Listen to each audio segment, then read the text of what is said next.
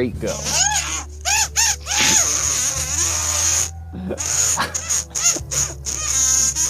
Thank you, Corey. Very cool. Very epic. Why the hell did I come back to this? Welcome, internet people, to this week's episode of the Dundercast.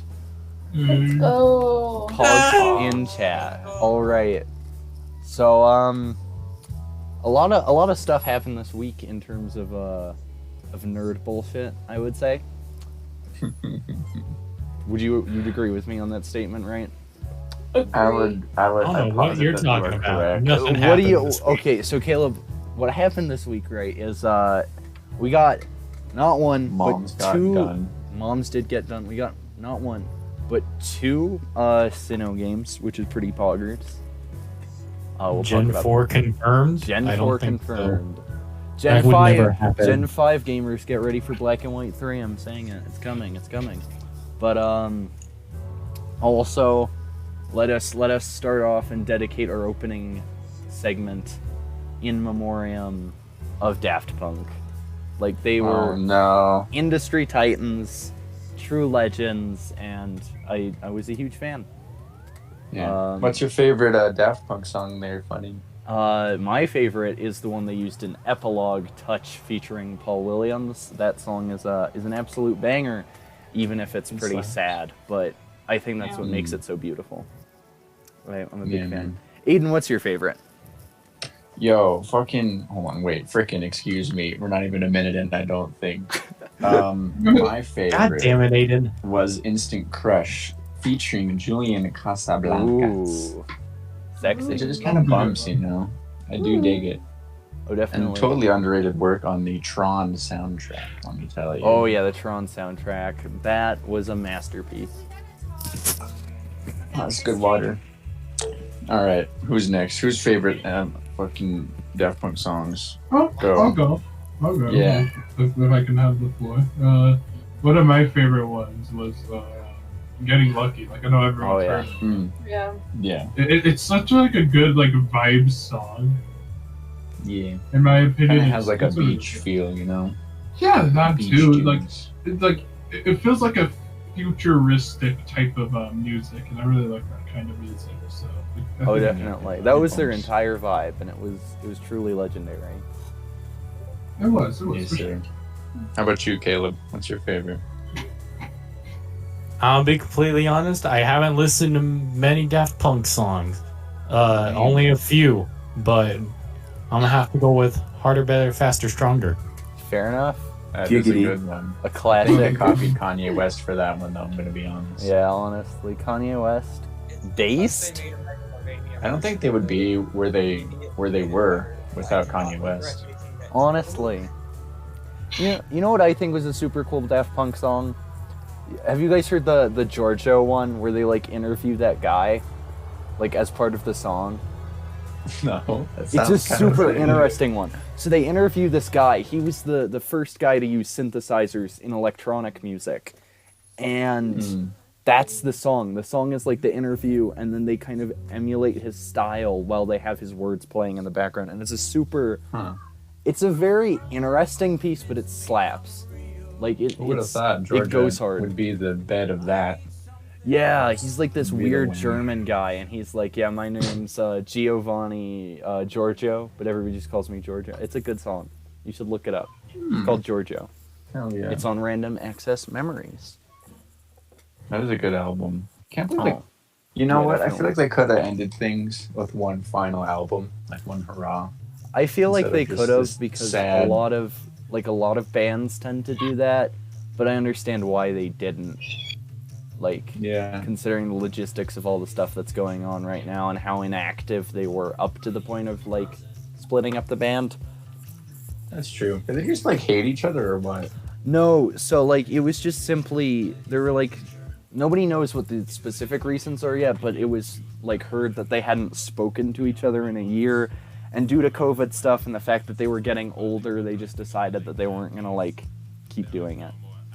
Yeah. How old are they? They're like They're in their 50s because they met and started Daft Punk like right out of college, and that was back in the 90s. So they're like 50 now.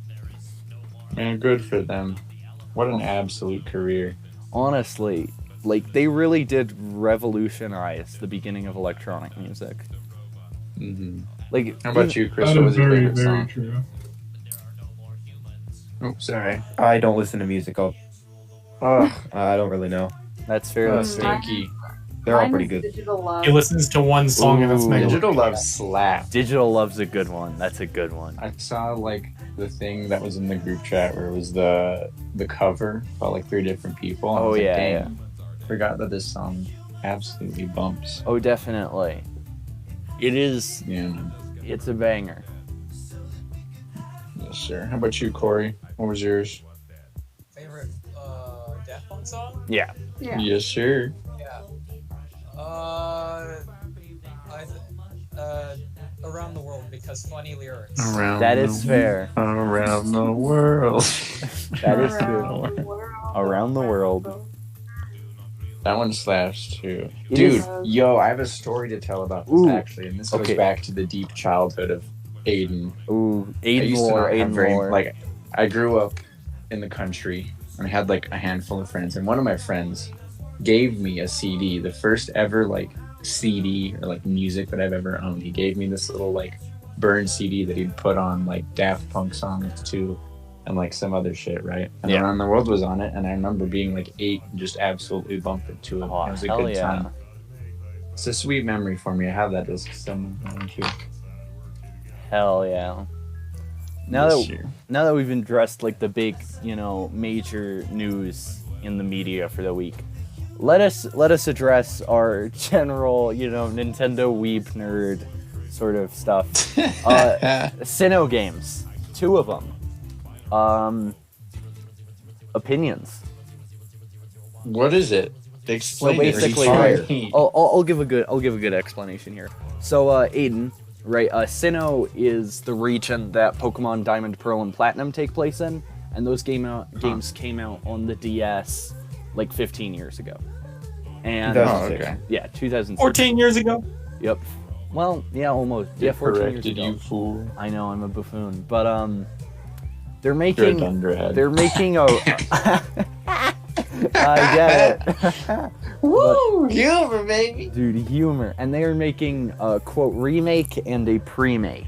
And the remake has, like, this chibi art style that people are kind of getting offended at. I really like it personally. I don't get what people's problem with it is. But they're remaking the games for Switch.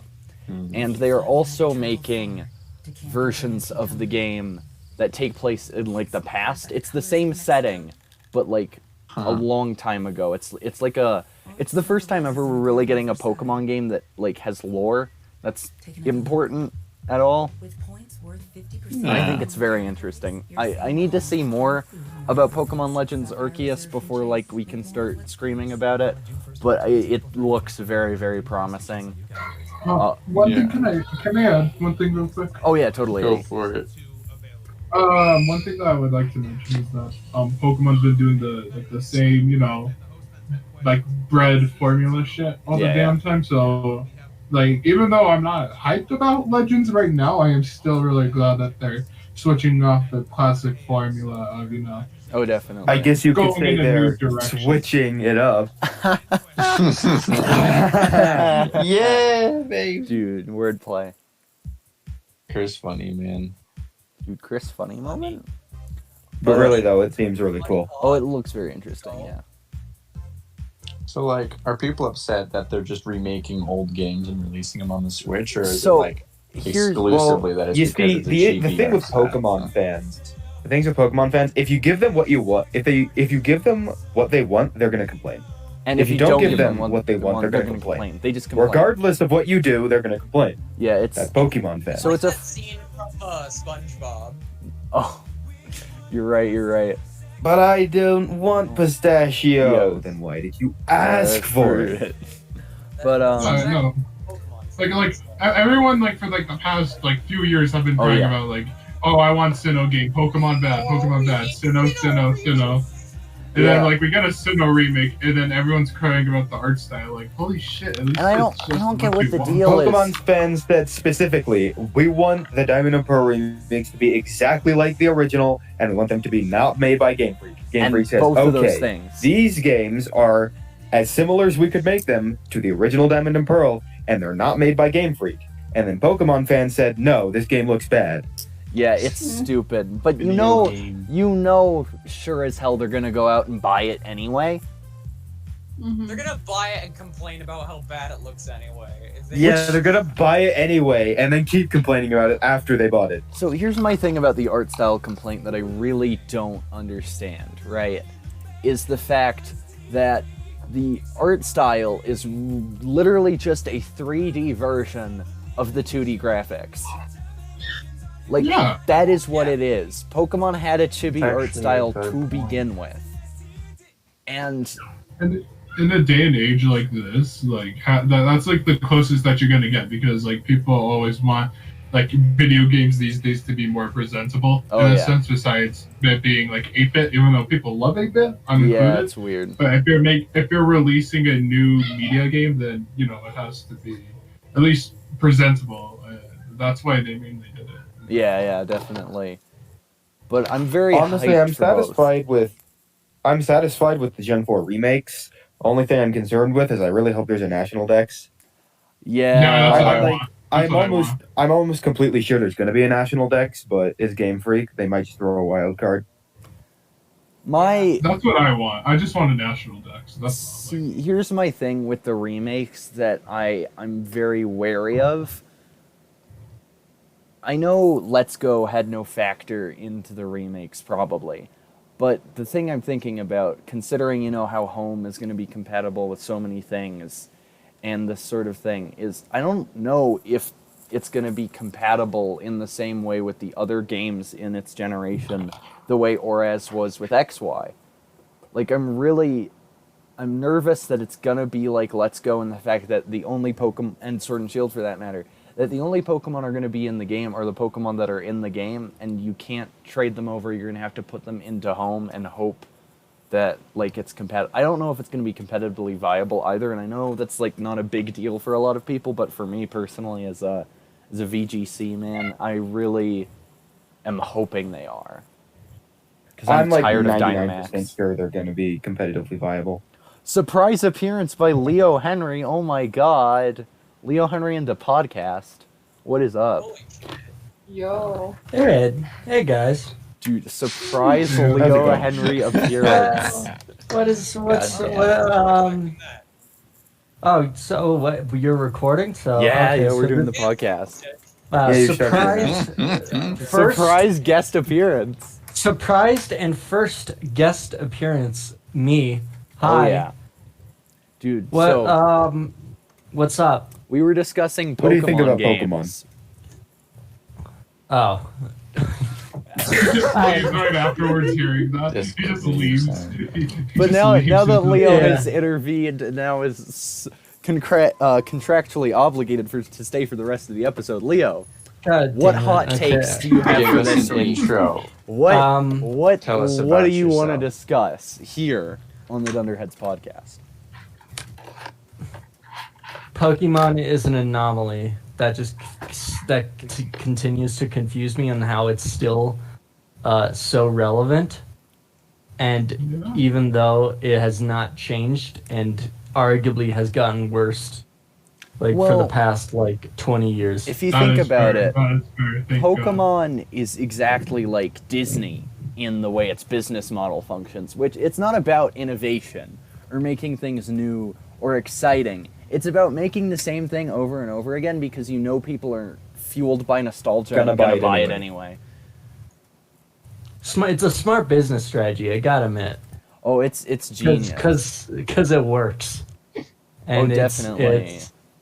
It's I don't know, it makes me sad to know that it does work so well. And I mean, even if they weren't making money, they're billion-dollar conglomerates. So if something bad happened, they could probably invest some money into figuring out how to trick people into buying the same game again. Like, it's all I've dumb. got a question then. What is your question, Aiden? Freaking all right. So there seems to be like there's bad aspects of most Pokemon games released, right? In like the last, I don't know, however many years, right? All of them. What would be like the perfect amalgamation of Pokemon game? What does it need to be a good Pokemon game? Okay, so there are a couple. That's the issue, because there is no perfect Pokemon game. Regardless of what you release, they're gonna complain about it. Oh, definitely. But here's my ideal version of a Pokemon game. I want them to bring back complex dungeons and routes. They got rid of them to make the game more linear and accessible, and I think it is one of the biggest mistakes they've ever made, because there's nothing to explore in the in-game map now. Like, Sword and Shield is literally a perfect circle. Like, the wild areas have a bit to explore, but there's literally nothing for you to find out there. And I think if they brought back that kind of design, where like the Crown Tundra kind of solved that. The DLC, but you have to buy that. You have to buy that, but the issue too is you get like a handful of legendaries, and that just doesn't feel like enough. Because I remember in Gen 4, Gen 5, Gen 3 even, and Gen 2 also, there are all these areas for you to explore and find cool items and find rare Pokemon, and there really isn't that. And we also... There's a whole bunch of that in the Crown Tundra. I probably spent an hour and a half just running around, finding raid dens, cool Pokemon in them, finding items. There's like this random frozen river you can bike across I saw in order that. to find cool items. I feel like the Crown Tundra it's not as much as the original games. But it's really not on the same level. And another thing Pokemon fans complain about a lot, because Pokemon used to be really strong in this department and now has kind of completely removed this aspect from the games, is post-main story content. The DLC was an attempt to bring that back, and I think it was a very flawed attempt at that. It did not capture the same kind of content players expect from a post-game DLC, from like a post-game. You know, there's like 1 or 2 legendaries for you to go catch and doing some side quests, and that's usually like a decent chunk of post-game in a Pokemon game. And like usually that's sustainable, and there's usually some sort of like Ultra Sun, Ultra Moon, and Oraz do this really well. There's like an awesome late game quest. Like there's like lots of battles and super cool legendaries, and I think those games are shining examples of what post game content can be. And one other thing Pokemon games has completely butchered in Sword and Shield is the battle facility. The post game battle facility is kind of important, and the battle tower is fucking trash. No one can tell me that the battle tower was good. No one. It had a kick-ass theme. Liam, I have a question for you. What's your question, Soldier? It kind of derails off of you like talking about the battle. Or whatever. My question is to you is that you bought the DLC, I'm assuming, right? Yeah, I bought the DLC. Like, let's be honest real quick. Besides Max Den events, like for example the Zera Aura one where you can get the shiny one, from what I understand. I think that's cool. Did you no did you ever go to Max the dens, like the raid dens, like in any other area besides the wild area and the base game? Because I have. I did some of them. I did some in the wild area, and I did some in the base game, and I did some of them in the post, but I honestly only did it as like a grinding thing, because I kind of ran out of TRs, and then I was like, I guess I'm going to do some raids because I need another gunk shot. That's basically what it became. Yeah, like honestly, like I don't really explore any other wild areas besides the one in the base game because I memorized them. I will admit that. But like it's just more easier. Like especially like even on like just like grinding to find G-Max Pokemon to like your decks or whatever.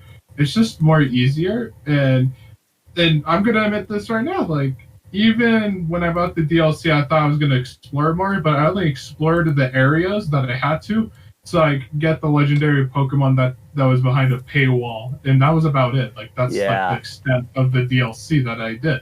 I didn't explore anything else really. I just went there to just do the quest, and in the Crown Tundra I'm there a lot more, just purely so I can shiny hunt legendaries. That's about that's fair. That's fair.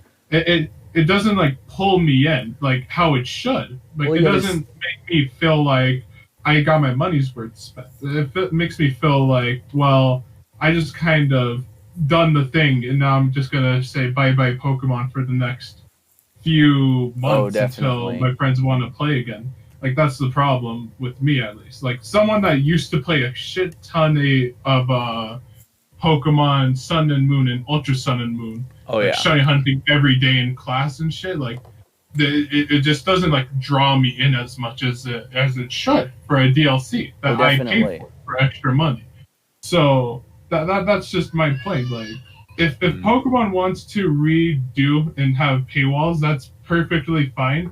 But like try to like capture people besides like saying besides like saying, well, you're just gonna get it for the legendary like Urshifu and then the Galarian birds or whatever. Yeah. Like you gotta try to like capture people besides saying you're gonna pay like $20 or like $30 for however many new legendaries and then just never touch the game again. Like it needs to. Yeah, I don't know. It just needs to work on that, in my opinion. I think I have a follow-up question, what's your question too. When you guys have a sec. All right. Now you don't want to go? Oh no, I can talk about my thing later, depending on what your question is. But yeah, ask away. So from what I understand from that, you would like to have a more complex like world to explore and things to discover and do whatever the heck, right? Yeah. What I heard as a complaint for the more recent ones is that there weren't as many Pokemon to get. So they did a very stupid kind of business decision. And it was cool at first, like in the competitive aspect, having a limited dex of Pokemon to run. But then they added in most of them back, except like a handful of them. And the handful they left out seemed kind of pointless to have left out of the game, but that's just my opinion. Gotcha. They cut a bunch of Pokemon from the game for no particular reason. So if you were to have your perfect Pokemon game, you'd have a complex overworld, whatever the frick, right? Complex there overworld. Would be. Do you prefer a larger amount of Pokemon and not have as much competitive balance, or do you like? So I like the larger Pokemon simply for the allure that Pokemon as a franchise is built off of the concept of gotta catch 'em all, right? And if you can have a Pokemon game where you can own every single Pokemon, then you've kind of succeeded in that department, right? Gotcha. Like a lot of the reason people were mad that they removed the Pokemon from the game isn't even the ones that they removed. Because for the most part, there are Pokemon that you can't get in Pokemon games, but they still exist. Like you can trade them over or whatever.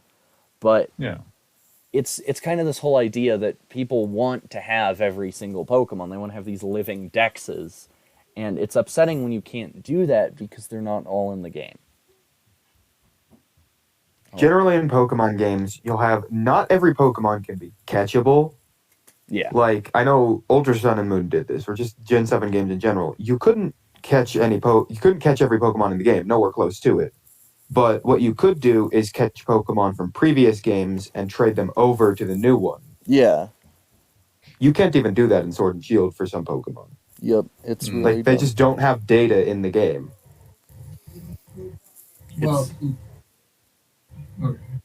Stinky poo poo. It is stinky poo poo. Corey, very intelligent words. They originally did it just because there were too many Pokemon.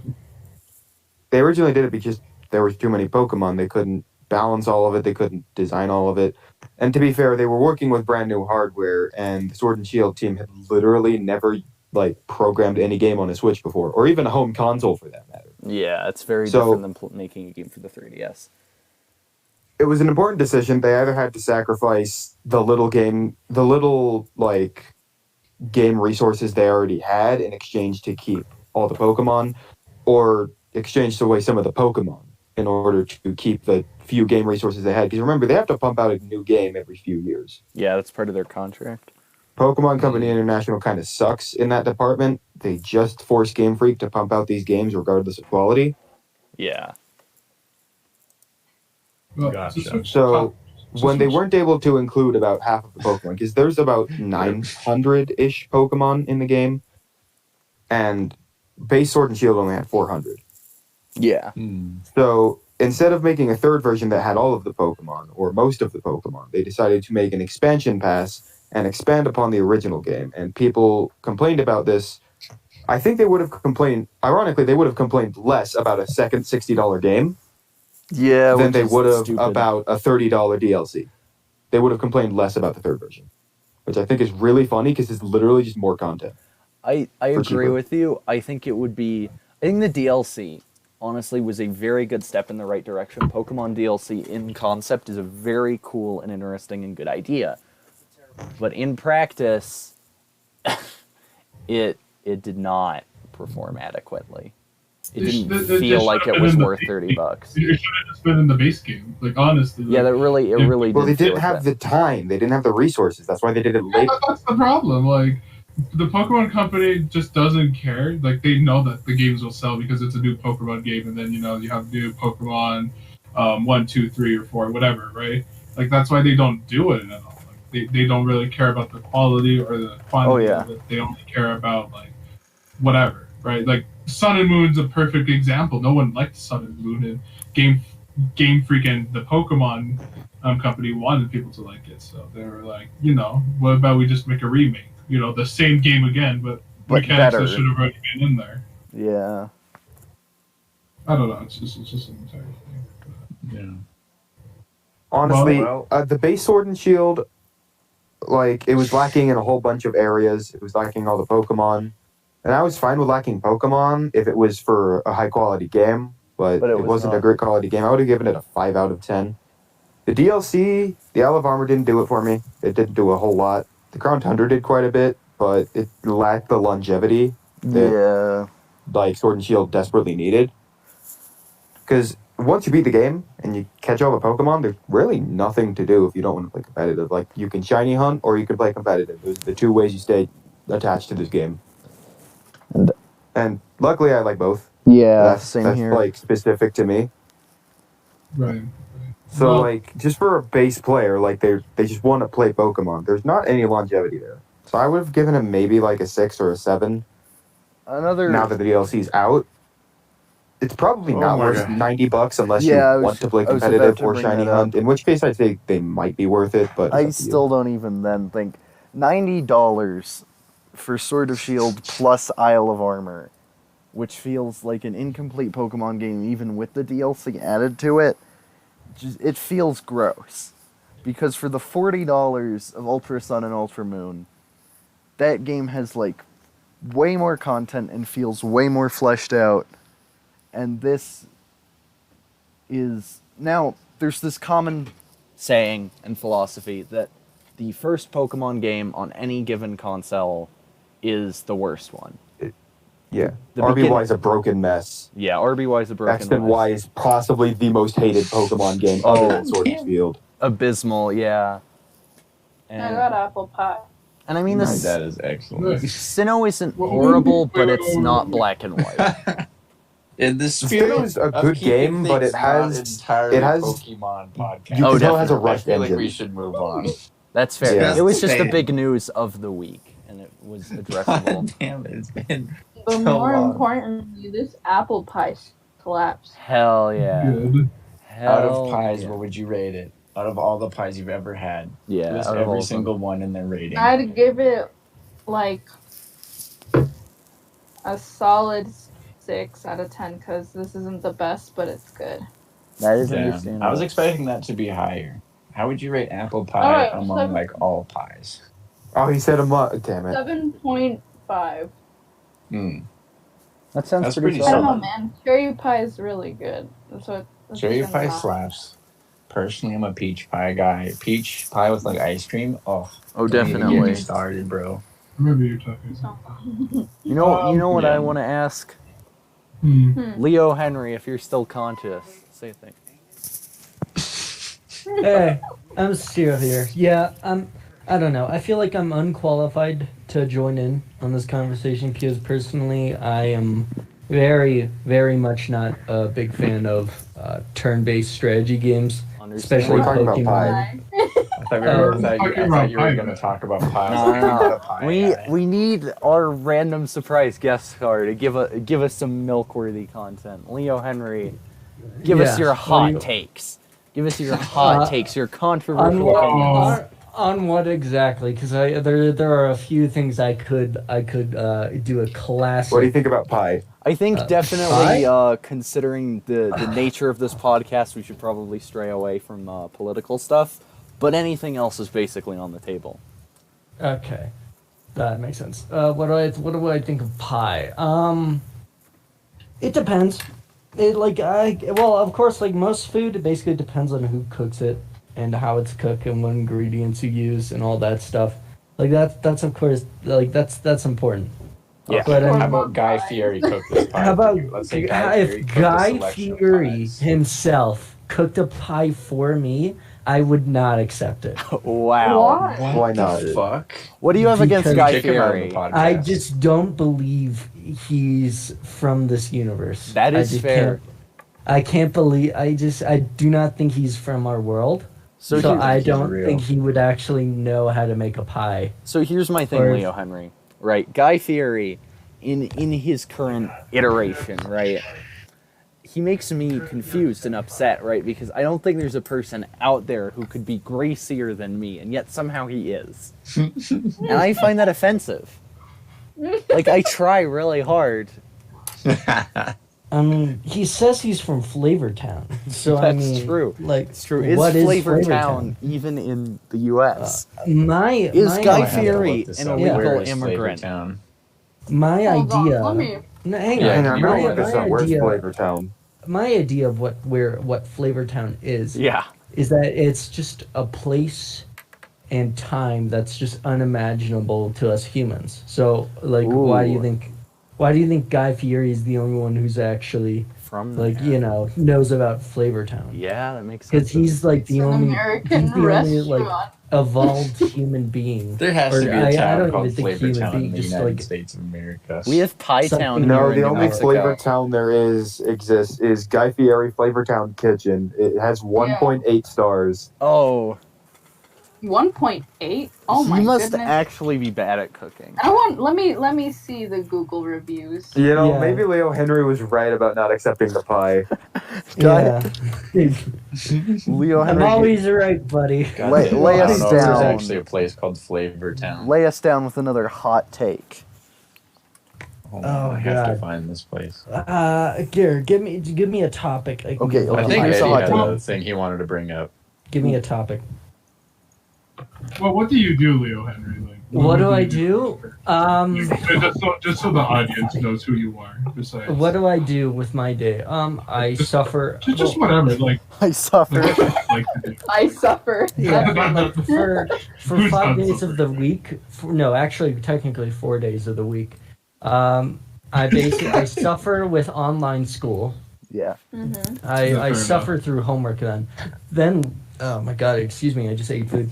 Then later I just got out after your after I mom. finish all my work and stuff, I normally go on Twitter and just like Twitter.com? devolve. Like yeah, twitter.com, and I just kind of like regress like my human form. Understandable. Like I kind of devolve. Twitter. Mm-hmm. Like yeah, Return the monkey? because I actively just become dumber. Like That is understandable. looking through I Twitter. think Twitter just does that to you, man. Yeah, like again, No, like Twitter. yeah, Twitter is just like that, and it's I can't really describe how my true feelings about Twitter are. That But is fair. After that, I basically I kind of learn about like I don't know, I guess I actually do useful stuff, and I learn about like investing strategies and like where the future is kind of heading. So like Yeah. I'm learning right now. I'm learning about like hyperinflation and the recession, and then like all of that stuff. Yeah. And just because like I mean I think it's pretty is this political? Are we allowed to talk about like recession and like hyperinflation and I stuff mean, like that? the thing about it Every is, time I hear the word hyperinflation, I think So- of something complete. so here's the thing. Certain people would Aiden. consider it political, but that's only because they believe that it doesn't matter and poor people can suffer. So go ahead, Leo. Okay, so I'm gonna talk about it then. Like, yeah, like I don't know. I've been doing a lot of researching, and I get like because I feel like I don't know right now, especially for a person my age, I think the 2020s are probably going to be the most important decade of my life. Yeah. Like, or just in our generation, really. So, and from the writing on the wall, it seems like the 2020s compared to like the last two decades of the 20s and the 2010s are probably going to be worse. Oh, definitely. Yeah. And so I think it's just important. I feel like I have kind of a responsibility to actually like actually get off my ass and do like work on my own and not listen to like I don't know, just not like actually do my own research. Yeah. And just like do like basically what a responsible human being should and plan for the future. And I mean, like learning, and it's like, I think I feel fairly prepared if a recession is gonna happen. Yeah. Or like or another Great Depression or whatever, because I feel like I've done a lot of research, like for example, like the U.S. in the last like 12 months have printed 40% of all U.S. dollars. Wow. And basically globally, the U.S. dollar is becoming less valuable. That makes sense. But I mean, yeah. And I think the reason why we haven't seen really inflation yet is because, well, people aren't making stuff, then people aren't really buying stuff. So, like, I guess, like, everyone's inside, and so, like, you're not really seeing the effects of hyperinflation. Yeah. But I mean, I guess just wait for, like, the economy to, like, open back up, I guess. But I mean, who really knows? Because I feel like, if anything, 2020 has shown us that the most unlikely event can occur. So really, who knows about the future and what's going to happen? Quick question. What is your plan post high school? What is my plan post high school? Yes. Assuming, okay, no matter how this like coronavirus, no matter how like what happens with coronavirus, if it like mutates and gets worse or whatever, coronavirus will not be as prevalent now by the end of 2020. Like the pandemic will end by the end of 2020. That's just how it is. Even if the worst case scenario happens and it's like a super resistant like variant of coronavirus, it won't the pandemic will end by at least the end of 2020. Or sorry, yeah, 2022. 2020. All right. Yeah, sorry, I meant 2022. I'm sorry. I'm getting lost. But I mean, given that, I feel like, God, I don't know. College really scares me. That is understandable. I feel like this pandemic really screwed juniors. Oh yeah, myself over. Yeah, we because really got screwed. Junior year is like the year where you like go out and do internships and do all that shit with college. Like I was planning on like working at my local opera in the Lensic, and I was too. For crew shit, and I was actually planning on going into going to California for Hollywood and working with some family on like crew sets for movies and stuff, and like that was all like completely like destroyed. So I honestly don't know how college is gonna be. From what I've heard and seen, colleges are like really desperate. That makes sense. And it's like because like a lot of colleges are like really desperate, so they're kind of just taking anyone who will pay them, like who will give them money, I guess. That's fair. So do you still plan on doing technical theater? Is that what you plan on doing? I feel like out of all, like I was planning on being a doctor, but I mean, I don't know. I think it'll just be, I medicine and all that will just be a hobby. That's fair. And because it's like I feel like just doing like working with lights and sound and just all that like props and all that other crew stuff, that I feel like that's probably like the safest career for me to be in, because like you can literally like if you're good at your job, and I feel like I have enough experience to where I can actually be good at that stuff. Yeah. Like be really good at that stuff. If you're like good at that, you can literally get paid from 80 to like $100,000 a year. That's so a decent hunk of cash. I think I think that's a very safe career option. I mean, it also gives you options too, right? Because you can basically go anywhere where there is a major theater or film scene. So you can go to like Chicago or New York, or stay here in Santa Fe, or go to Hollywood. Like, you have a bunch of choices. Yeah, it's not, and it's like it's way less stressful than being something like a doctor or a lawyer. Oh, definitely. So you just get to have like fun with lights.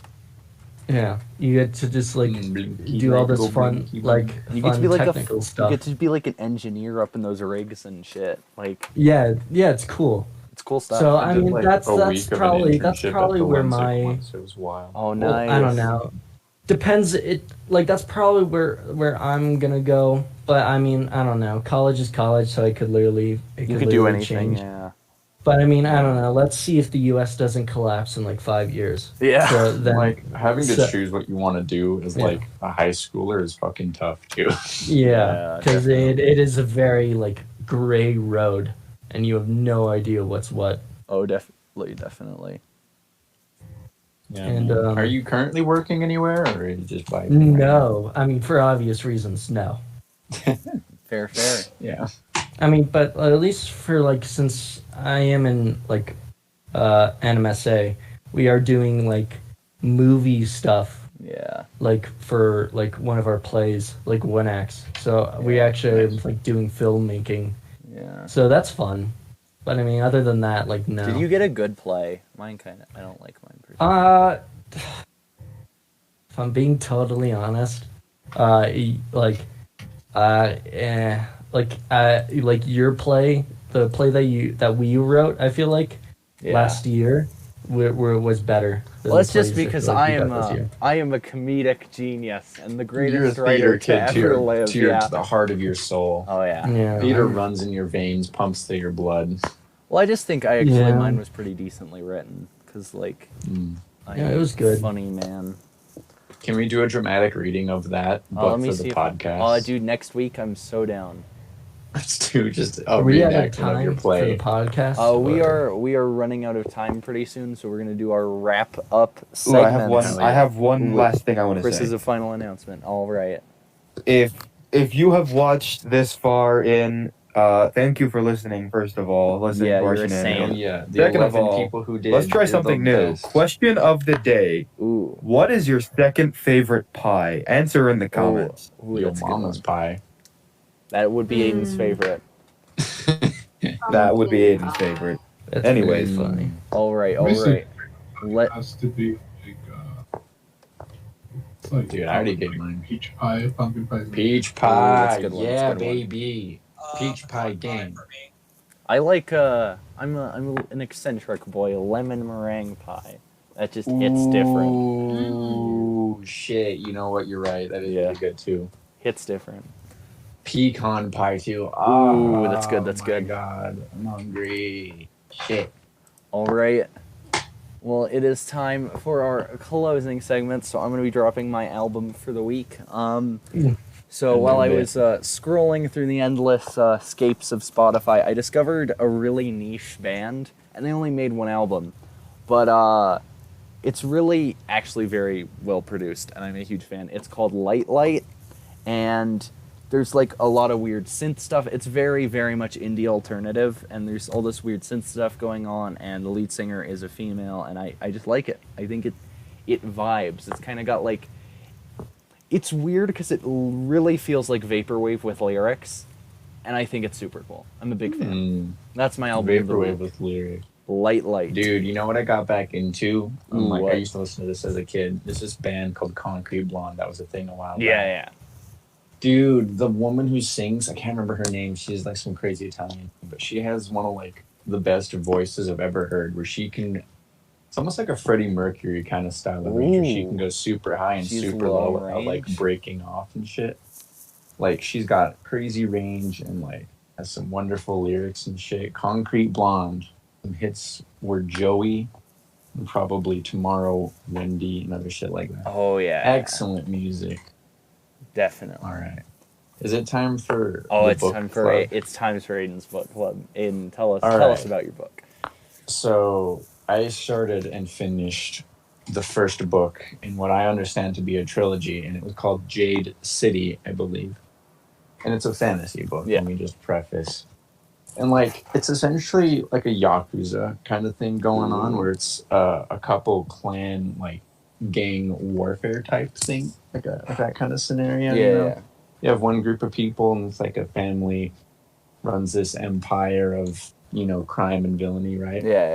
And they're getting like absolutely smacked around by this other gang, and it's all centered around like using little pieces as jade as like a magic system almost. It's confusing. I don't really get it. But like the more jade you wear, the stronger and faster you are and stuff. Oh, that's sick.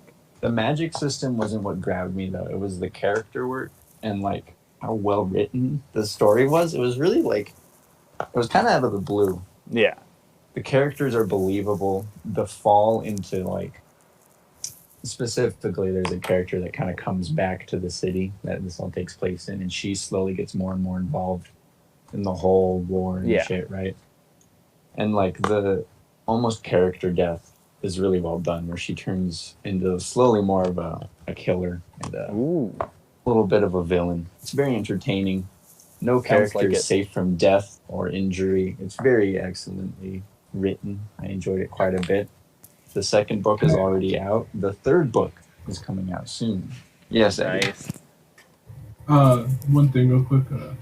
One game that I have been playing for the week a lot, and game of the week is let's see, what's a good game that I've been playing? I would say Age of Calamity is pretty good, but I would have to go with the Final Fantasy remake. I actually nice. It was a sleepover.